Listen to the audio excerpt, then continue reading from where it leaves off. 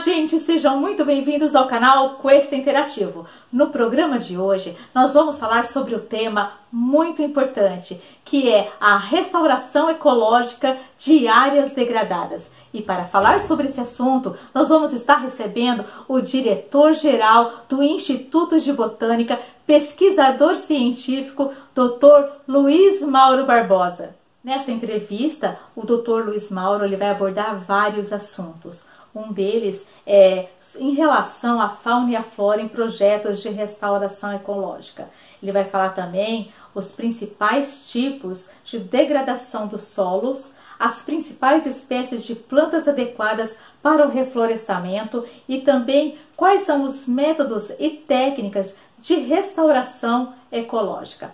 Eu quero que você fique até o final, porque no final também você vai conhecer um vídeo sobre um livro das principais espécies para restauração ecológica. Gente, eu gostaria de apresentar para vocês o Dr. Luiz Mauro Barbosa. Ele é formado em Engenharia Agronômica pela Unipinhal, ele fez o mestrado dele na Exalc e o seu doutorado ele concluiu na Unesp de Jaboticabal.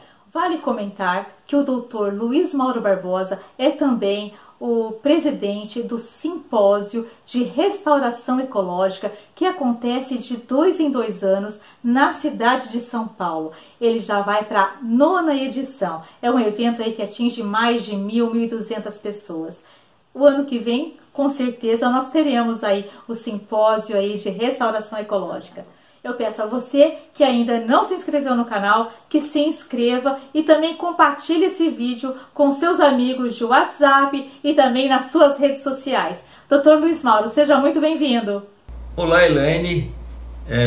Em primeiro lugar, eu gostaria de agradecer a oportunidade de estar aqui hoje para falar sobre restauração ecológica, um tema que eu gosto muito, que eu trabalhei a minha vida toda, né? Trabalho até hoje.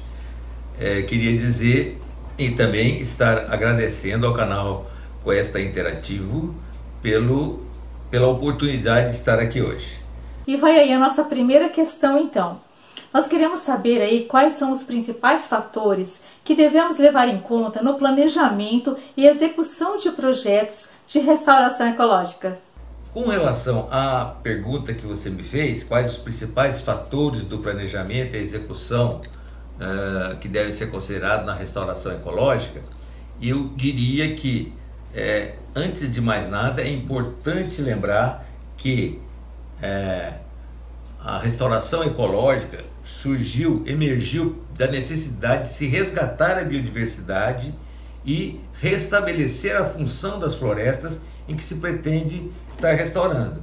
Então, a partir deste momento, eu passo a discutir e apresentar alguns fatores que são fundamentais para serem conservados na restauração ecológica. Eu inicio dizendo pela necessidade de se fazer um diagnóstico. E esse diagnóstico passa por se conhecer toda a área e o entorno da onde eu vou estar fazendo essa restauração, né? A área depende de saber os biomas que vão estar envolvidos. Além disso, a questão socioeconômica, se nessa área eu vou ter mão de obra disponível, se a procedência que eu preciso ter de boa qualidade para as mudas e sementes eu tenho na região ou aonde eu vou buscá-las e qual vai ser o método que eu vou estar usando. Essas são basicamente algumas das dicas, né, que eu tenho que ter na hora de fazer o planejamento. Além disso, uma série de outros aspectos devem ser levados em conta, como por exemplo, as espécies que eu vou estar utilizando, elas devem ser necessariamente de ocorrência na região. Isso já é preconizado em todos os trabalhos de restauração, né? E eu poderia dizer também que a modelagem a ser utilizada passa também por uma questão ecológica envolvendo as espécies de diferentes estágios sucessionais e modelos que mais à frente a gente vai poder estar falando ainda nessa entrevista. Dr. Luiz Mauro, vamos falar um pouquinho aí de fauna e flora, né? Porque faz parte também. O que deve ser considerado com relação à fauna e flora nativa no processo de restauração ecológica? Existe aí muitas espécies em extinção? A relação fauna e flora é extremamente importante nos processos de restauração ecológica, né? Então, parte-se do princípio que uma depende da outra e a outra depende de uma. Essa é que é a verdade. Ou seja, a flora, normalmente ela produz frutos e alimentos para a fauna associada a estar se alimentando disso. E neste momento a fauna promove a polinização e o desenvolvimento das espécies de forma diferenciada no contexto da floresta. Ou seja, é sempre importante que se liste as espécies que vão ser utilizadas, e quando você me pergunta se tem muitas espécies ameaçadas ou de extinção, ou coisa do tipo, acho que existem sim, tanto de fauna quanto da flora. Mas também existe muito conhecimento acumulado indicando quais são essas espécies e até como se produz, né?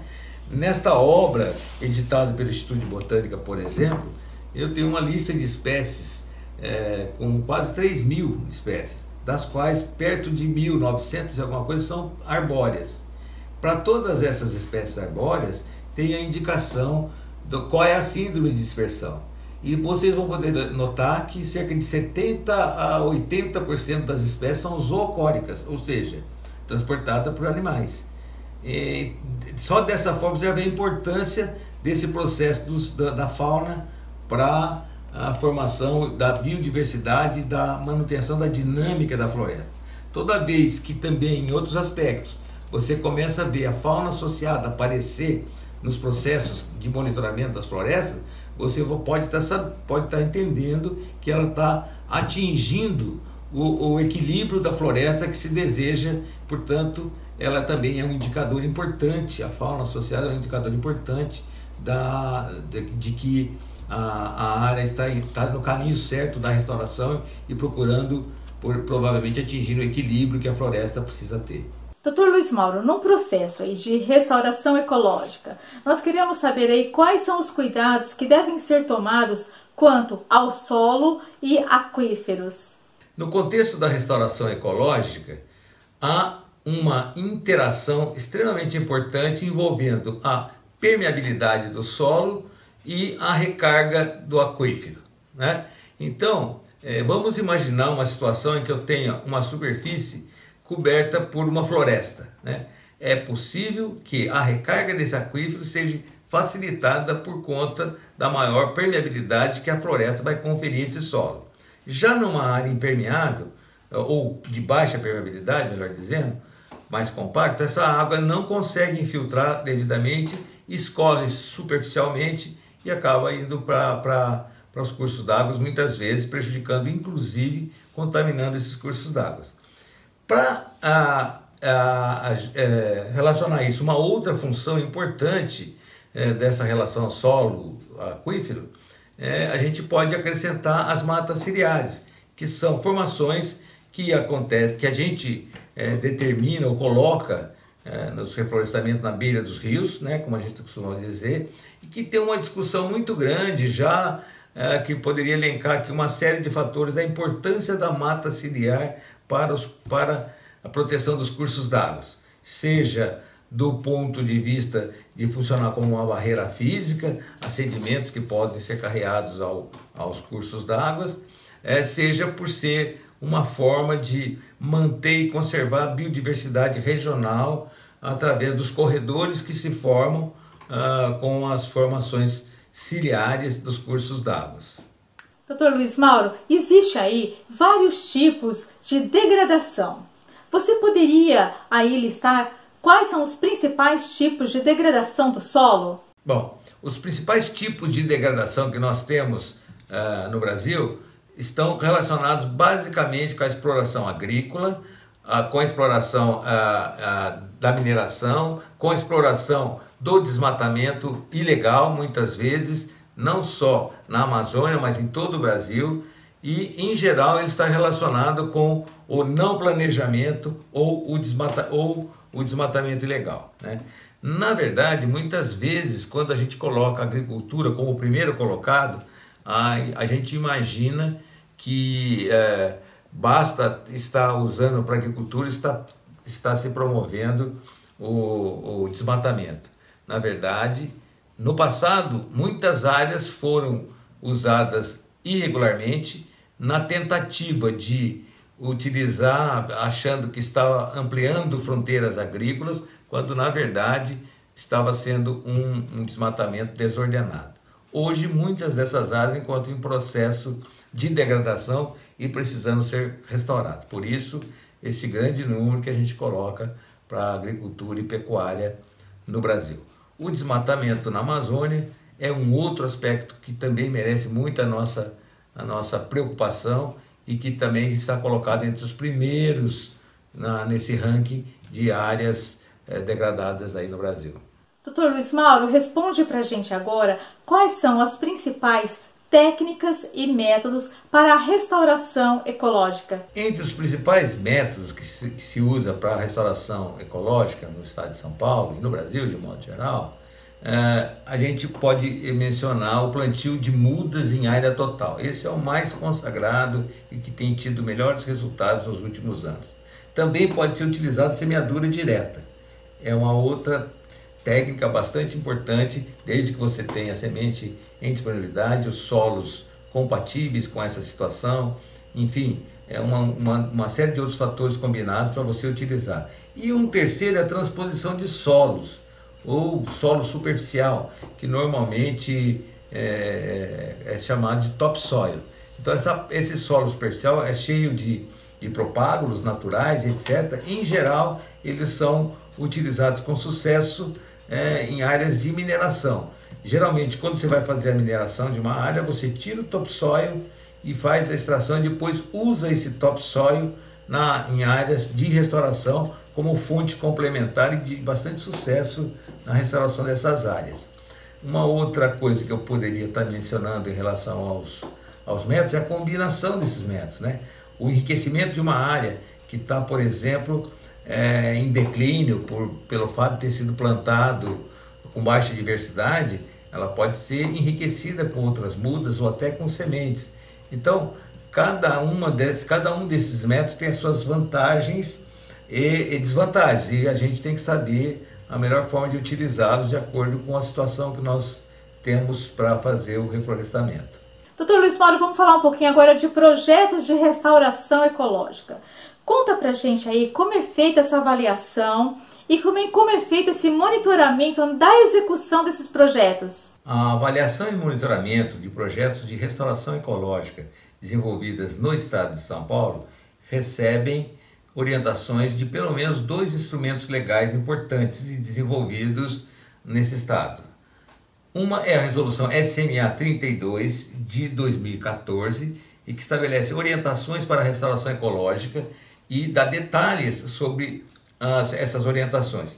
Nesse contexto, ela também estimula o monitoramento das áreas restauradas, que foi então regulamentada, esse monitoramento, por um protocolo da CBRN de 1 de 2015. É uma portaria CBRN 1 de 2015. Né? Nesta portaria, para se ter uma ideia, você tem parâmetros importantes que devem ser considerados para o monitoramento. Entre eles, a cobertura do solo, tá certo? A densidade de indivíduos regenerantes e, sobretudo, também o número de espécies e indivíduos regenerantes. São 3 aspectos que o protocolo detalha e que a gente pode consultar nos sites da Secretaria, esses 2 instrumentos legais, e fica facilmente definida a forma de restauração, de monitoramento. É preciso também destacar que esse monitoramento é exigência legal para os casos em que há essa pendência ambiental, há um passivo ambiental. E nos casos em que essa restauração é voluntária, não há essas exigências, mas há uma orientação bastante precisa e baseada em discussões intensas com a comunidade científica, com os órgãos oficiais de fiscalização e que tem dado bons resultados aqui no estado de São Paulo. Dr. Luiz Mauro, vamos falar um pouquinho agora de políticas públicas. Veja só, nós gostaríamos de saber como andam as políticas públicas relativas ao reflorestamento. As leis, elas estão de acordo? Elas estão adequadas? Eu sou suspeito para falar desse assunto porque participo das questões envolvendo políticas públicas para a restauração ecológica no estado de São Paulo desde sempre, desde o primeiro evento em 1999, 1989, em que se tratava de restauração ecológica, mais para a mata ciliar, seria a recuperação de matas ciliares. Na época, para vocês terem uma ideia, se pretendia discutir as matas ciliares com o propósito muito mais de proteger os cursos d'água que estavam sofrendo com as interferências nessas matas. E aí se viu que era muito importante discutir, até que as principais recomendações daquele evento eram de que nós devíamos conhecer mais a mata ciliar e as funções da mata ciliar. Devia ser discutida com o público. Deveríamos fazer eventos regionais, ter sempre a microbacia como uma unidade de análise, né? Sempre que a gente fosse trabalhar, e são recomendações válidas até hoje. Também naquele evento foi proposto reuniões periódicas, pelo menos a cada 2 anos, para discutir essa temática e evoluir nesse contexto.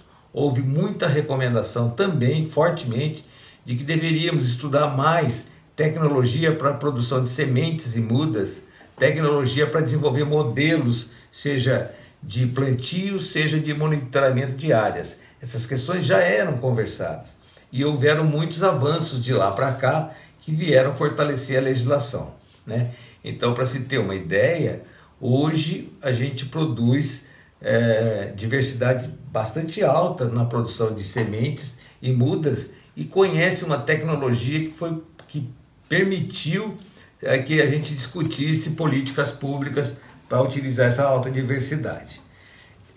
Vindo mais à frente, nós podemos dizer que também o nosso grupo lá no Botânico, o CERAD e eu particularmente, estive à frente de pelo menos mais 9 eventos científicos, né, no Instituto de Botânica, realizados a cada 2 anos, sempre com o intuito de aprimorar políticas públicas de restauração ecológica, né?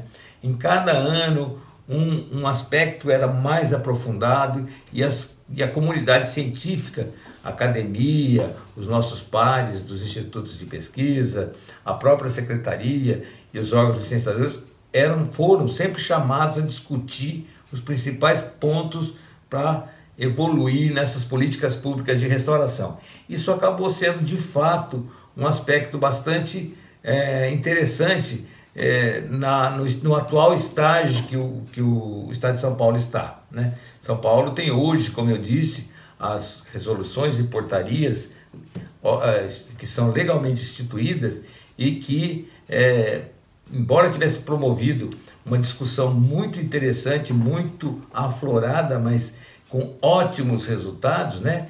Ela hoje é aplicada, quase que utilizada como unanimidade entre os usuários, seja da academia, seja dos institutos de pesquisa, seja os nossos parceiros no licenciamento, seja os próprios usuários, o proprietário rural, os empreendedores que precisam dessas políticas bem acertadas.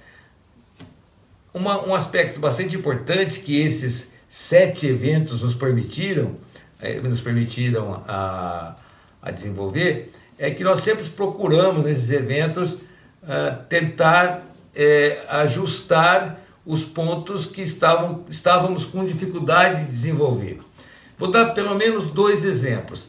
Nós não sabíamos como é que a gente podia aumentar a diversidade de espécies para plantio nos modelos que a gente estava sugerindo e propondo que fossem colocados em resolução, porque havia uma discussão muito grande com relação à disponibilização das espécies, o conhecimento das espécies que eram utilizadas. Para se ter uma ideia, na época, grande número dos projetos de restauração, há 15 anos atrás, envolvia no máximo 30 espécies arbóreas nos reflorestamentos. Em geral, elas também não tinham uma boa relação com a questão dos estágios estacionais, as espécies que a gente usava, se elas eram pioneiras, não pioneiras, e mais uma infinidade de termos que precisaram ser ajustados para facilitar o uso dessas resoluções. Entre eles, esse fato de sair de secundária inicial, tardia, clímax, etc., para ficar só em duas possibilidades, pioneiras e não pioneiras. Com isso, a gente facilitou a aplicação da resolução enormemente. Mas com discussões também tiradas, discutidas com a comunidade, para poder ser utilizada, né, nesse trabalho. Então eu entendo que, claro que além desses, muitos outros exemplos poderia dar, que a gente está numa fase bastante adiantada dos conhecimentos e que Deus queira que ela perpetue, porque cada vez que nos reunimos, a cada 2 anos, novas propostas aparecem. Na última, por exemplo, estava se discutindo muito a possibilidade de ampliar a possibilidade de monitoramento das florestas em restauração com o uso de drones, por exemplo, para ver cobertura florestal, né? Então tiveram avanços importantes nesse sentido e que provavelmente vão estar sendo inseridos nas políticas públicas do governo do estado de São Paulo, que pode ser extrapolado, já tem sido copiado e utilizado em outros estados também do país. Dr. Luiz Mauro, responde para a gente agora quais as principais espécies recomendadas para um reflorestamento. E nós gostaríamos de saber também aonde nós podemos adquirir essas mudas. Você tem aí alguma orientação para passar para a gente? Alguma indicação aonde nós podemos conseguir essas mudas? Esta pergunta é muito importante porque me permite colocar a situação privilegiada que nós estamos no estado de São Paulo. Para o estado de São Paulo, o Instituto de Botânica levantou com seus pesquisadores e em pesquisas diretas de campo, com viveristas, etc., todas as espécies que ocorrem no estado de São Paulo, que puderam ser listados nesta obra, né, como de ocorrência no estado de São Paulo, e que, portanto, são recomendadas para a utilização em nosso estado. E mais que isso, elas estão indicadas por região ecológica de ocorrência, né? Então, você tem aqui nessa obra as espécies que ocorrem aí na tua região e você pode consultar. Como a recomendação é de que se use espécies de ocorrência regional, você nessa obra vai procurar a tua região, Bauru, vai ver qual é a região ecológica e lá eu vou ter indicado os viveiros que ocorrem naquela região. O Instituto de Botânica cadastrou cerca de 200 viveiros e que é atualizado anualmente a produção desses viveiros. Eles indicam quais as espécies eles produzem, né? A região que eles estão. Tem até no site do Botânico, que vocês vão procurar poder ver, uma indicação da referência, você vai poder ver pelas coordenadas geográficas a localização dos viveiros, né? Evidente que esse é um processo dinâmico, um ou outro pode ter, na hora que você for procurar, não existir ou ter mudado, mas a grande maioria está ali e novos a gente vai sempre acrescentando anualmente. Esses viveiros foram cadastrados devido à importância que nós demos para que houvesse um lugar onde a gente pudesse buscar as mudas, como estão falando. Não deveríamos, em hipótese alguma, trazer mudas de outros estados, embora fosse espécie de ocorrência aqui, para fazer reflorestamento aqui, no estado de São Paulo, por exemplo, como foi no Rodoanel Mário Covas. As mudas tinham que ter procedência conhecida e próximos da área. E para isso, esses viveiros foram cadastrados e puderam e podem estar servindo a esse e outros grandes empreendimentos que eles passaram a servir, né? Então as políticas públicas do estado de São Paulo também contemplaram essa questão de disponibilização de mudas para as pessoas. Então, local onde vai achar, é só procurar no site do Botânico, tem lá listados os 200 viveiros, aproximadamente 200 viveiros, que tem todas as informações e o que eles produzem. E mais, tem até o telefone para fazer a consulta se tem a muda que você quer, que você está querendo ou procurando para utilizar no seu processo de restauração ecológica. Dr. Luiz Mauro, responde para a gente. O procedimento de restauração ecológica de uma área de preservação permanente é similar ao de uma área florestal natural fora da APP ou mesmo de uma área de reflorestamento comercial? Olha, entre o reflorestamento comercial e o reflorestamento ecológico, existem grandes diferenças com relação ao objetivo que se tem. Mas eu poderia dizer que muitas das atividades ou procedimentos que se faz num caso também pode ser feito no outro. De verdade, o que difere é o produto final e o que eu quero com um e com o outro procedimento.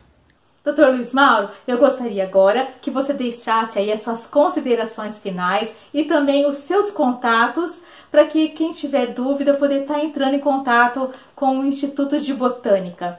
E também nós gostaríamos, mais uma vez, Dr. Luiz Mauro, de te agradecer imensamente por ter aceito o nosso convite. Muito obrigada. Elaine, agradeço mais uma vez a oportunidade de estar podendo falar aqui no seu canal sobre essa importante discussão que se faz hoje, que é sobre o tema restauração ecológica.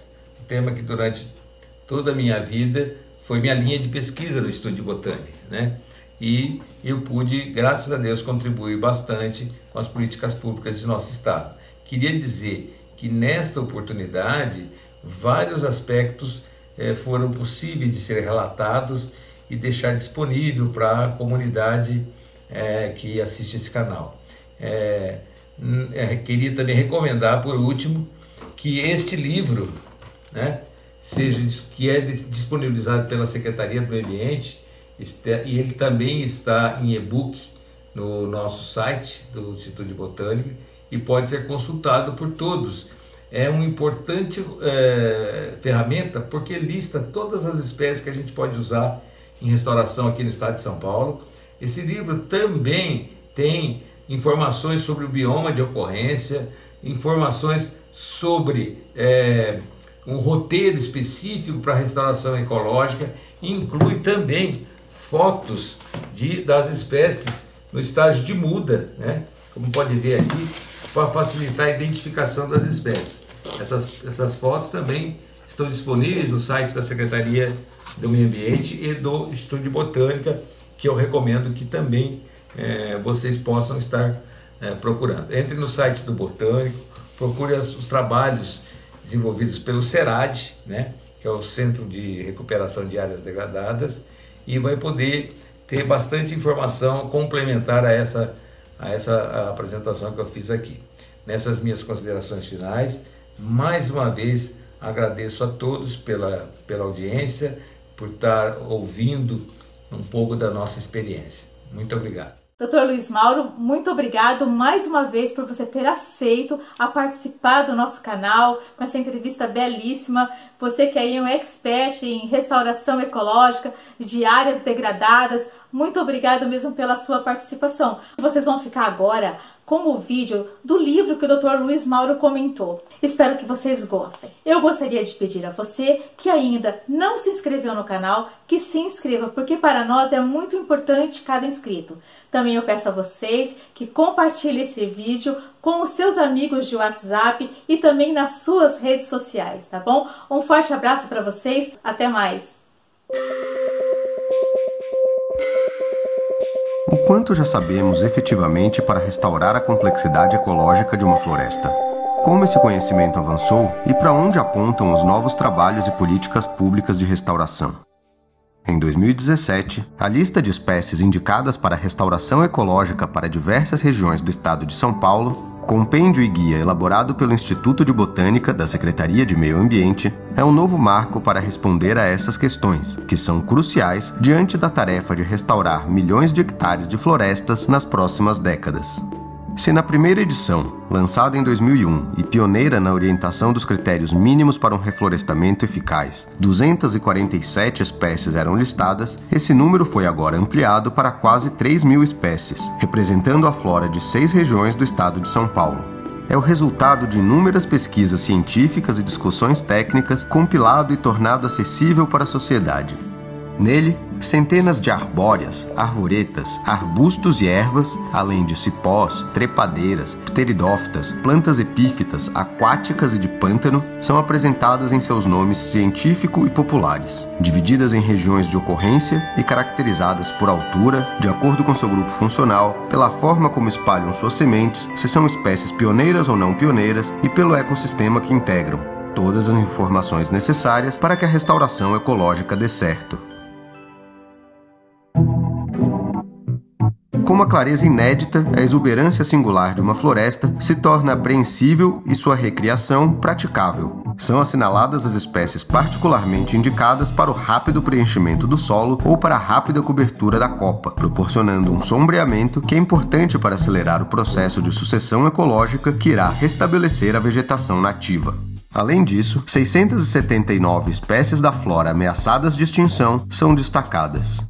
Esse é um trabalho que ensina a reflorestar com qualidade, de forma heterogênea, tanto no bioma do Cerrado quanto na Mata Atlântica, como nas formações ciliares, apresentando, em um roteiro prático, as últimas técnicas existentes, inclusive o uso de drones para monitoramento.